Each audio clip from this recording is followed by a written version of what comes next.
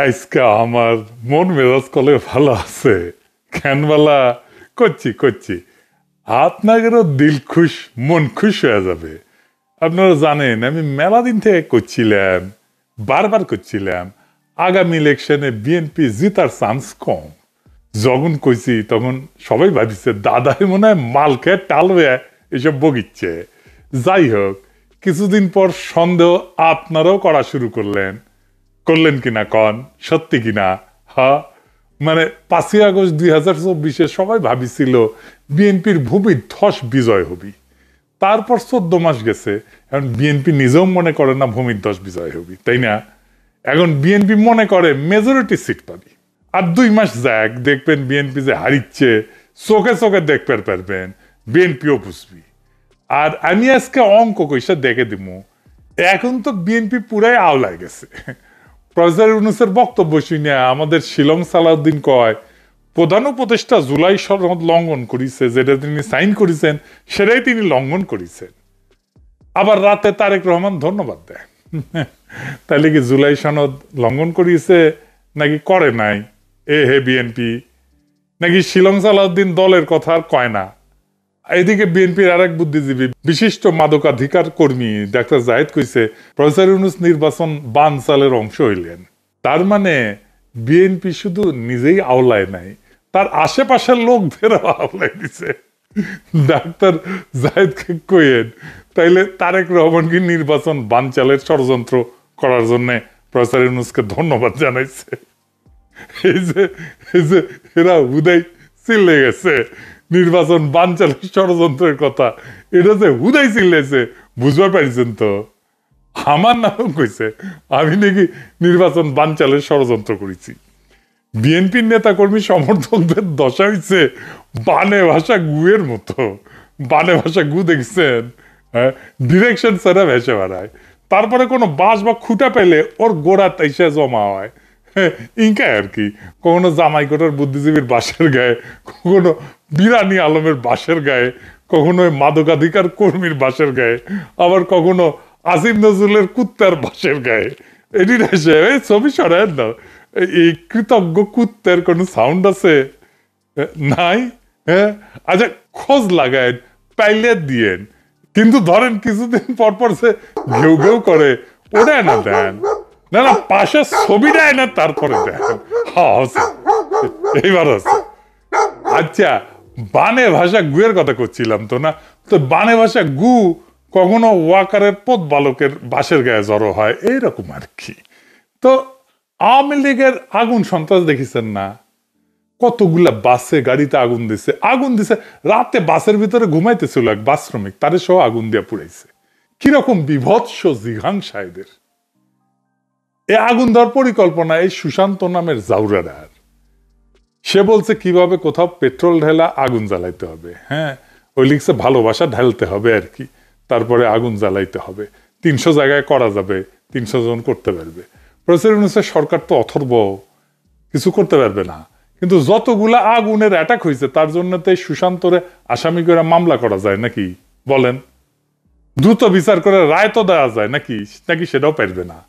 যারা যারা পলায় গিয়ে এরকম অন্তর্ঘাত করতেছে তার তালিকা তো করতে পারে প্রফেসর ইউনূসের সরকার। করিছে, করে তো প্রকাশ করতে পারে, করিছে, করে নাই, আমি শিওর। এইগুলা লাফালাফি 1 মাসে বন্ধ করে দেওয়া যায়। কোনোদিন খোদা তাআলা ক্ষমতা দিলে প্রফেসর ইউনূসের সরকারের সবাইরা দেখাই দিতাম উপদেষ্টাদেরকে কেমনে এটা করতে হয় এই কাজ। হাদির বাড়িঘর নাকি জেলে দিবে, হ্যাঁ পারলে করিস। হ্যাঁ, আমাদের কমরেডদের গায়ে হাত দিলে একেবারে টুঙ্গি ভাড়া উড়ে দিব একেবারে। আমি হুদাই আওয়াজ দিতেছি না, বারবার কইতেছি, কিন্তু বারবার সতর্ক করতেছি যখন কামটা করবো তখন যেন কেউ কইতে না পারে আগে কেন কই নাই, কয়ে দিতেছি। এই জায়গাটায় নোট নিয়ে রাখেন, দরকার হলে ক্লিপ বেনে রাখেন, আমি যে আগে কয়ে দিছিলাম। কিন্তু আওয়ামী লীগ যেটুকু করিছে এই সাহস কেমনে পেল? আবার দেখেন শরীয়তপুরের এমপি ক্যান্ডিডেটের মিটিং এ যুবদল নেতা মোস্তাক মাসুম বালা ও কইতেছে আওয়ামী লীগারদের যে জামাত যেন ভোটে না জিতে, তারা জিতলে গেলে হাসিনা ফাঁসির দিবে, তারপর ক্ষমতা যাবে। বেয়াকুব বুঝেও নাই। আগে শুনেন। যারা আওয়ামী লীগ করেন, আপনাদের উদ্দেশ্যে আমার 1 মিনিট কথা। আওয়ামী লীগ বিগত সরকারের সময় সবচাইতে বেশি ক্ষতি করেছে জামাত ইসলামের। তাদের যেই সমস্ত নেতাদেরকে ফাঁসি দিয়েছে, এইটা জামাত ইসলামের পূরণ করার মতো না। জামাত ক্ষমতায় যায়, শেখ হাসিনার ফাঁসিতে ঝুলে তারা শপথ গ্রহণ করবে, এটা মনে বেয়াকুব বুঝেও নাই ওই মিটিং এ সবাই এই কথায় জামাতকেই ভোট দিবে, কারণ তারা চায় হাসিনা ফাঁসি হোক। বগুড়ার এমপি প্রার্থী কাজী রফিকুল ইসলাম কইছিল ধানের শীষ মানে নৌকার বিষয়। সেটা আবার বিএনপির মিডিয়া সেল থেকে কওয়া হয়েছে এটা মিসা এডিটেড। আসল ভিডিও দেখুন, সত্য জানুন। আগে ভিডিওটা শুনেন। ধানের শীষ মানে নৌকার বিজয়, ধানের শীষ মানে বিএনপির বিজয়, ধানের শীষ মানে খালেদা জিয়ার বিজয়, আরে ধানের শীষ মানে তারেক রহমানের বিজয়, ধানের শীষ মানে সোনাতলার বিজয়, ধানের শীষ মানে সোনাতলার বিজয়, ধানের শীষ মানে বাবুরার বিজয়, ধানের শীষ মানে বাংলাদেশের বিজয়। শুনিছেন? আসল ভিডিও বিএনপির মিডিয়া সেল দেন, আমরা দেখি দেয় নাই কলে উঠি। হ্যাঁ, এটা ওর নিজেরই ভেরিফাইড পেজে ছিল। আর এক অ্যাঙ্গেল থেকে দেখেন।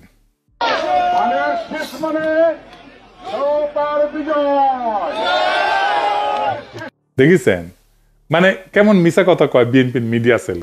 হ্যাঁ, মানে এদের মিছা কথা চলতে ফিরতে না, ক্ষমতা যাওয়ার আগেই মিছা কথা কয়। আগে ক্ষমতা যায় মিছা কথা কইতো, এরা ক্ষমতা যাওয়ার আগে মিছা কথা কয়।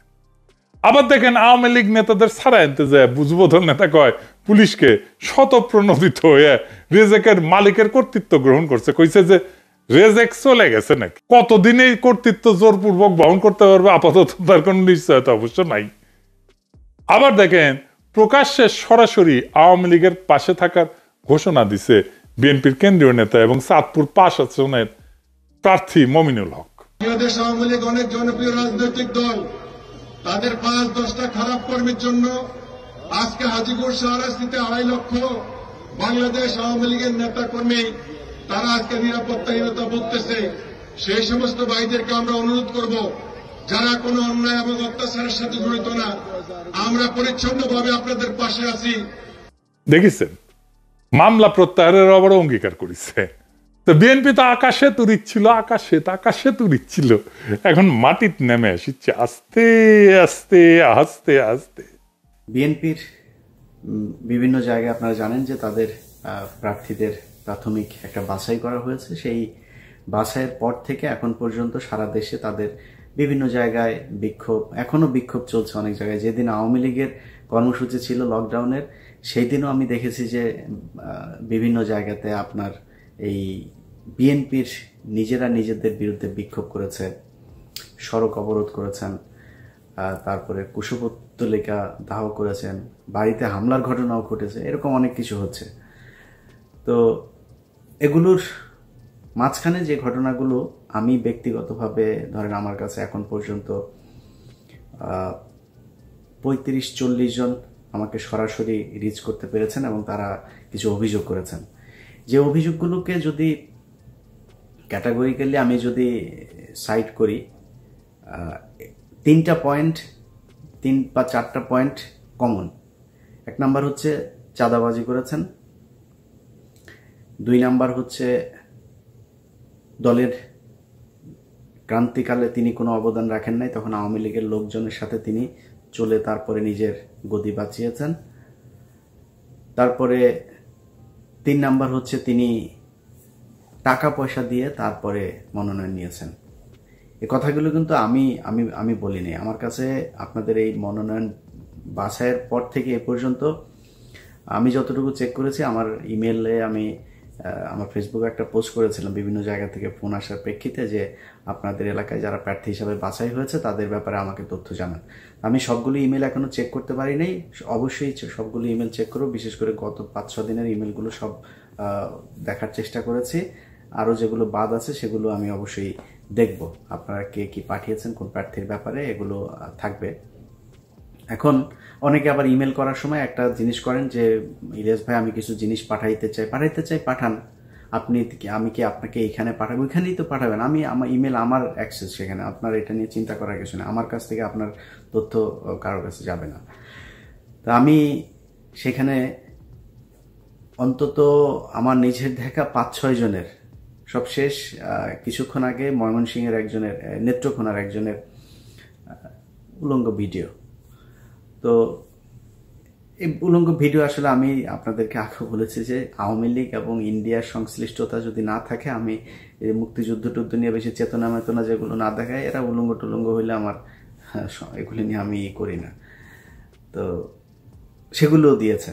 আর এর বাইরে যত তথ্য, এই যে 3-4টা পয়েন্টের কথা বললাম, আওয়ামী লীগ সংশ্লিষ্টতা, টাকা দিয়ে মনোনয়ন নিয়েছেন, তারপরে তিনি চাঁদাবাজি করেন, এই কমন জিনিসগুলো কারা দিয়েছেন? আমাকে যারা ফোনে রিচ করতে পেরেছেন তাদের সবাই বেশিরভাগই ওই আসনের মনোনয়ন চেয়েছিলেন, তিনি মনোনয়ন পান নাই। তো না পেয়ে তিনি এখন আমাকে এই নালিশগুলো করছেন, এগুলো যেন আমরা প্রচার করি, অর্থাৎ তার প্রতিপক্ষ যিনি মনোনয়ন পেয়েছেন, বাছাই হয়েছেন, তার ব্যাপারে আমি যেন এটা প্রচার করি। এটা সত্যি কথা বলি, আজকে আপনারা যারা এগুলো বলার জন্য দিচ্ছেন, এই কথাগুলি যদি এই মনোনয়ন বাছাইয়ের ঠিক একদিন আগে যদি আমি বলতাম, আপনি তখন আমাকে গালি দিতেন, তুই তো একটা জামাত শিবিরের লোক। এখন আপনারাই কিন্তু এই কথাগুলো বলছেন। আমি টাকা পয়সার বিষয়টা আমি পারমিশন নিয়েই করেছি, যে বেশ কয়েকজনের, আমি এই পর্যন্ত সম্ভবত 20-22 জনের ফোন রেকর্ড নিয়েছি, তাদের পারমিশন নিয়েছি এবং তাদেরকে সেটা বলেছিও যে আমি যদি এটা প্রচার করি আপনাকে অবশ্যই আপনার পারমিশন নিয়েই তারপরে প্রচার করব। একজনেরটা আপনাদেরকে একটু শোনাই। এটা হচ্ছে বরগুনার এই আসনের ওইখানকার বিএনপির যে শীর্ষ নেতা যারা মনোনয়ন চেয়েছেন, এরকম নেতাদের বক্তব্য আমি নিয়েছি। এই বক্তব্যটা একটু শুনেন, তারা মনোনয়নের ব্যাপারে তাদের মতামত কি, কিভাবে বিএনপিতে মনোনয়ন দেওয়া হয়েছে, এটা তাদের মুখ থেকেই তারা বলুক। আমি মাওলানা শামীম, সাবেক যুগ্ম সাধারণ সম্পাদক বরগুনা জেলা বিএনপি। আর এই নুরুল ইসলাম মনি সাহেব এক ছিল সংস্কার মন্ত্রী, দেশমাতা বেগম খালেদা জিয়াকে বলছিল কুলাঙ্গার, দেশ নায়ক তারেক রহমান বলছিল নষ্ট। এই 5 তারিখের পর থেকে এই পর্যন্ত মিনিমাম পাথরঘাটা, পাবনা, বেতাগী তথা বরগুনা জেলা থেকে 1 থেকে 150 কোটি টাকা চাঁদাবাজি করেছেন। নিজেই করেন না, করান তার ভাই জামাল এবং তার ভাতিজা সুলাইমান সাদিক ও আরিফ। তিনি কি বলেন যে আমি চাঁদাবাজি করি না, কোরআন শরীফ হাতে নিয়ে বলেন। রিসেন্টলি এই যে নমিনেশনের যে ব্যাপারটা হলো, এখন পাথরঘাটা, পাবনা, বেতাগীতে আওয়ামী লীগের যত দোষরা ছিল তাদেরকে সে পুনর্বাসন করছেন এবং ইউনিয়নের চেয়ারম্যান, পৌর চেয়ারম্যান, সাবেক চেয়ারম্যান, বর্তমান মেম্বার চেয়ারম্যান যারা আছে তাদের কাছ থেকে 1,50,000, 50 লাখ, 10 লাখ, 20 লাখ টাকা নিচ্ছে যে তোমাদেরকে আমি নমিনেশন দেবো, তোমাদেরকে চেয়ারম্যান বানিয়ে দেবো। মিনিমাম 2 কোটি টাকা সে চাঁদাবাজি করে হয়ে গেছে পর্যন্ত মিনিমাম। এবং সে যদি কেউ কিছু বলে তার চক্ষু লাল করে দেয়, একদম সাফা পরে থামাই দিচ্ছে, ধমকি দিচ্ছে। এখন পাথরঘাটা, পাবনা, বেতাগীর মানুষ এর থেকে মুক্তি চায়। শতকরা 90% লোক তাকে দেখ দিয়ে থুতু ফেলে। তার সঙ্গে যে কয়েকজন রয়েছে সবগুলো চাঁদাবাজ করছে, রংবাজ করছে, থ্রেট দিচ্ছে। 2 দিন আগে মরি চুরি করে মেরে প্রায় 3 লক্ষ টাকা হাতিয়ে নিয়েছেন ছাত্রদলের এক নেতা। আমি মোহাম্মদ মনিরুজ্জামান মনির, সাবেক কেন্দ্রীয় ছাত্র নেতা, যুব নেতা, বরগুনা জেলা বিএনপির যুগ্ম আহ্বায়ক, যুগ্ম সাধারণ সম্পাদক। আমাদের প্রতিপক্ষ চাঁদাবাজ, মিথ্যাবাদী, ওনার সাথে একমত পোষণ করবে, সে খুব ভালো মানুষ, ওনার পক্ষে কথা বলবে। উনি জীবনে সত্য কথা বলে দেখে নাই। উনি 5ই আগস্ট পরে জাতীয় দলের চেয়ারম্যানকে ভুল বুঝিয়ে পদটা নিয়েছে। নেওয়ার পর সে তার আপন ভাই, ভাতিজা, শামীম সাহেব নামগুলো বলেছে এবং এদেরকে দিয়ে 150 কোটি টাকা চাঁদাবাজি করছে। কিন্তু আমাদের জেলেরা যেখানে মাছ ধরে তাদের কাছে দিয়ে মাসুম কোম্পানির মাধ্যমে 6 কোটি টাকা নিয়েছে, তার ভাই নিয়ে তার কাছে দিয়েছে। এবং আমাদের এনামুল তার কাছে দিয়ে 7 কোটি টাকা নিয়েছে। এবং জমি দখল, চর দখল, ঘর দখল এবং হুন্ডা চুরি থেকে শুরু করে এ যাবৎ অদ্যাবধি প্রায় কোনো মানুষ বাকি নাই। এখন এটা তো করেছি, থেমে যায়নি। যখনই 3 তারিখ মনোনয়নের আমরা 2 জন আমরা সাক্ষাৎকারে, উনি ছিল না, উনি গিয়েছে উমরায়, মাননীয় চেয়ারম্যান আসবে, ওখানে তারে হাত পাওয়া দিয়ে গেছে, কিন্তু ওখানে না পেয়ে গেছে লন্ডনে। এই হচ্ছে মনোনয়নের অবস্থা। এটা বিএনপির লোকজনের, আমি ভাই কিছু বললাম না। আমি এই মুহূর্তে বিএনপির ব্যাপারে অনেকেই হয়তো মনে করে যে কিছু কিছু মানুষ, খুব স্বল্প সংখ্যক কিছু মানুষ মনে করে আমি বোধহয় বিএনপিকে পচানোর জন্য বোধহয় উঠে পড়ে লেগেছে। আমি আসলে বিএনপি জামাত কোনো কারোর ব্যাপারে বিশেষ আমার মানে আনুকূল্য কিংবা বিশেষ ভালোবাসা, বিশেষ কি বলবো যে ঘৃণা কোনো কিছুই নাই। অতএব আমি অনেক কিছু আছে ভাই যেগুলো চালাইতে চাই না, যেগুলো দেইও না, কারণ নিজেকে এখন কিছুটা বাঁচায় চলি। আপনারা আমার খারাপ মনে করলে করতে পারেন, কিছু বলার নাই। কারণ গত 5-6 বছরে এই দেশের জন্য নিজের পরিবারের, নিজের আর্থিক, শারীরিক, নিজের পরিবারের মানুষজনের যে পরিমাণে ক্ষতি করেছে, সেই ক্ষতির প্রেক্ষিতে এই দেশের কোনো কিছু নিজের জন্য কিছু চাইনি। এই দেশের যে পরিবর্তন চেয়েছিলাম ওই পরিবর্তন হয় নাই, এবং ওই পরিবর্তন জীবনে কোনোদিন এই দেশে হবে কিনা এটা নিয়ে আমি যথেষ্ট সন্দেহ প্রকাশ করি। এই দেশের কোনো একটা অভিশাপ আছে বোধহয়, যে কারণে এখানে এটা মনে হয় হবে না। বিরাট একটা সুযোগ এসেছিল, সেই সুযোগ কাজে লাগেনি। সবখানে একই অবস্থা চলছে। এই পুরো বিপ্লবের আসিফ নজরুল নিজে একাই অর্ধেক শেষ করিয়া দিয়েছেন।